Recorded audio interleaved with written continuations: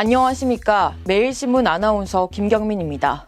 오늘의 정치 이슈를 짚어봅니다. 첫 번째 뉴스입니다. 대구 경북 행정통합 추진을 위한 중앙권한 이양과 재정지원 협의가 이르면 다음 달 안으로 마무리될 전망입니다. 어제 윤 대통령과 홍준표 대구시장이 만나 TK 신공항건설과 시 주요 현안에 대해 논의했습니다. 대구시 주도의 공영개발 방식으로 공항을 건설하겠다고 밝힌 만큼 이에 따른 시 재정 부담 문제를 해소하기 위해 직접 지원 요청에 나선 것으로 보입니다. 이날 홍 시장은 윤 대통령에게 신공항 건설을 위한 사업비 문제 해결을 위해 공자기금 융자 지원을 비롯해 지방채 발행에 대한 채무 계상 면제를 건의했습니다. 앞서 홍 시장은 지난달 기자간담회에서 특수목적법인이 사업을 추진하면 전체 사업비의 절반가량인 14조 8천억 원의 이자 비용이 발생하지만 공적자금을 조달해 대구시가 단독으로 사업 시행자가 되면 이자가 3조 1천억 원으로 가능하다면서 특히 대구시가 신공항 사업을 직접 하면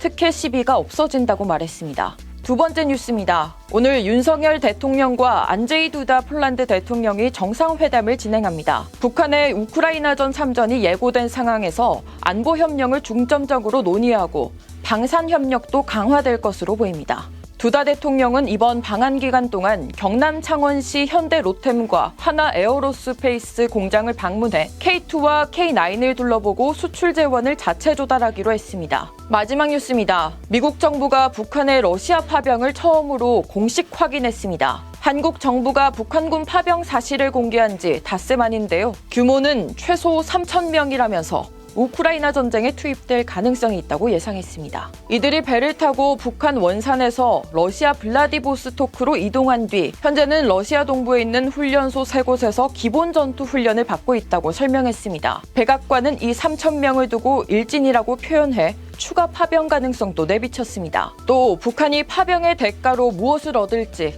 지금의 전쟁 상황에서 얼마나 영향을 미칠지 아직은 알 수 없다고 답했습니다. 이상으로 정치 이슈를 마칩니다.